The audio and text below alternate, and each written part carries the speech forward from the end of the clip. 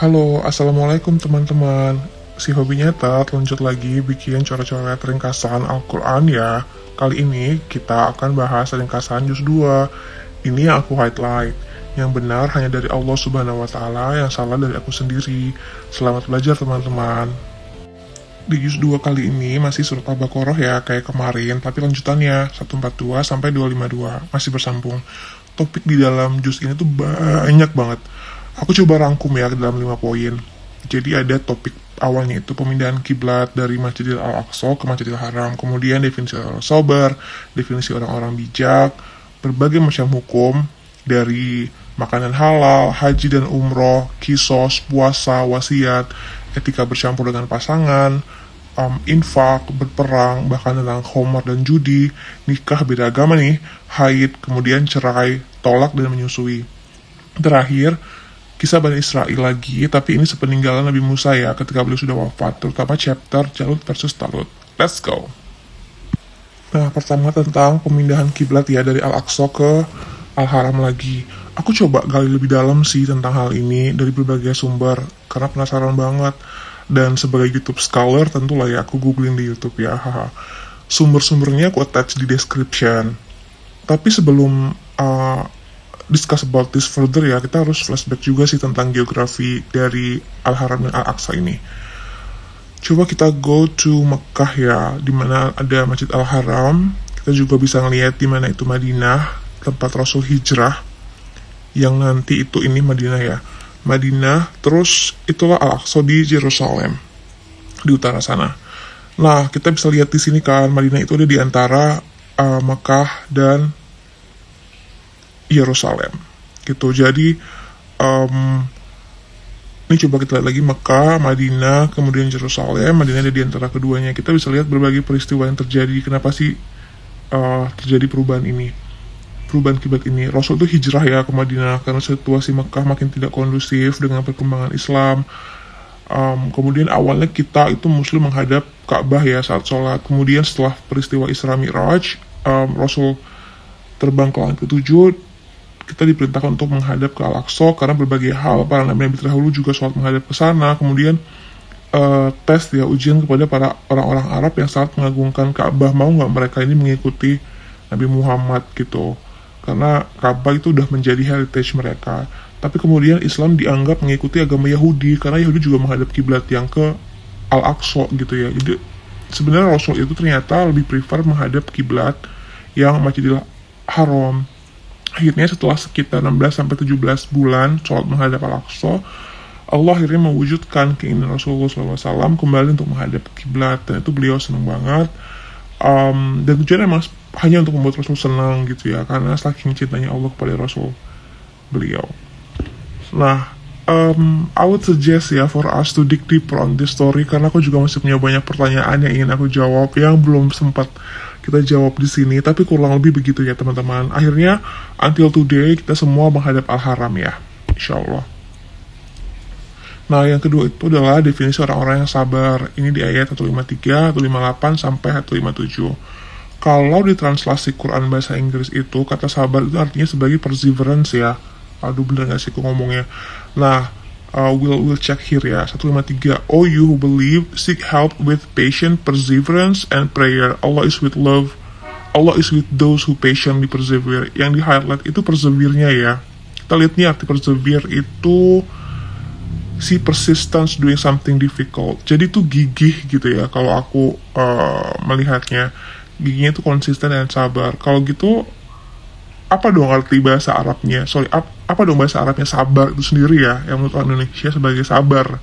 Bingung gak sih? Anyway, open discussion ya. Jadi Allah tuh bersama orang-orang yang sabar dan gigih ya guys.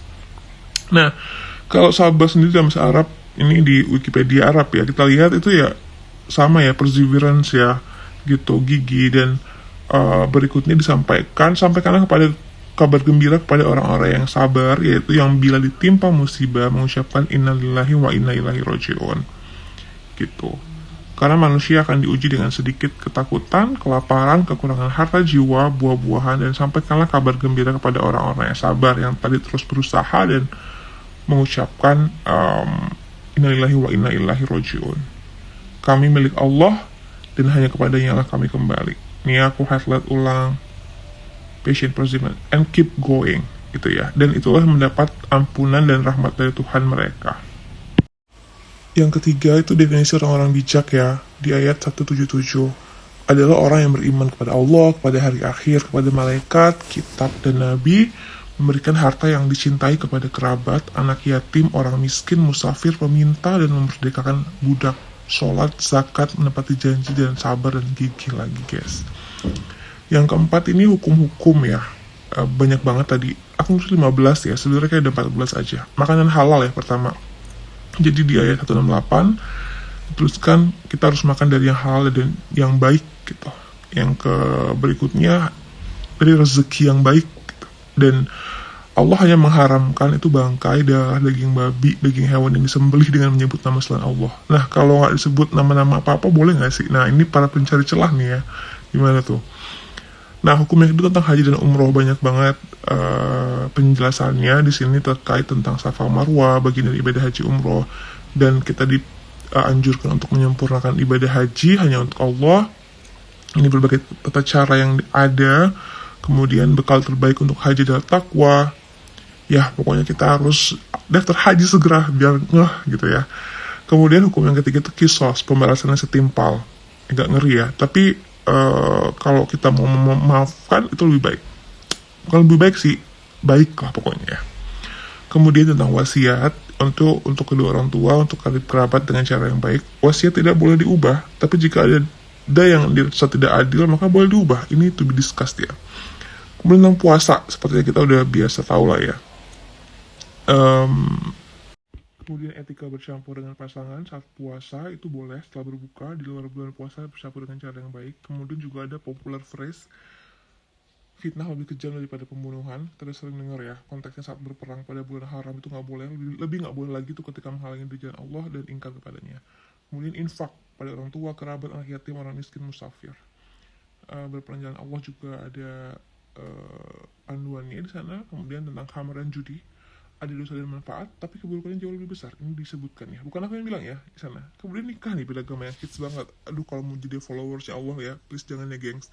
Bismillah, karena budak perempuan beriman itu lebih baik daripada perempuan musyrik, meskipun si perempuan musyrik ini menarik hati bagi kita dan juga buat laki-laki ya. Kemudian tentang haid, jangan bercampur saat istri sedang haid.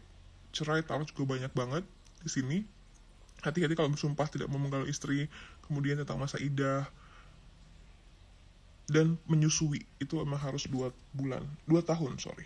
Terakhir bagian kelima tentang kisah Nabi Israel sepeninggalan Nabi Musa ketika beliau sudah wafat, tentang perang Talut versus Jalut ya. Talut dikirim kepada Bani Israel sebagai raja karena kelebihan ilmu dan fisik, meskipun Bani Israel awalnya nggak sepenuhnya rela menerima ya, karena dia bukan orang berada gitu, bukan orang bangsawan. Kemudian tanda kekuasaan Talut adalah datangnya tabut, tempat peti menyimpan Taurat, dibawa oleh malaikat sehingga mereka mau menerima Talut gitu ya. Dan Talut bawa tentaranya dari Bani Israel dan memberikan ujian untuk tidak meminum air sungai, tapi akhirnya diminum. Ada yang enggak juga sih. Akhirnya mereka menang intinya. Dan alhamdulillah korep berarti teman-teman, semoga kita bisa menjadi orang yang bijak, patiently persevere, sabar, mematuhi hukum-hukum Allah, teringat sebatas weekend dan belajar dari kisah Talut yang perkasa dan berilmu meskipun bukan bangsawan, dan terus menghadap kiblat saat ini dengan khusyuk dan gigih. Amin. Sampai jumpa lagi ya.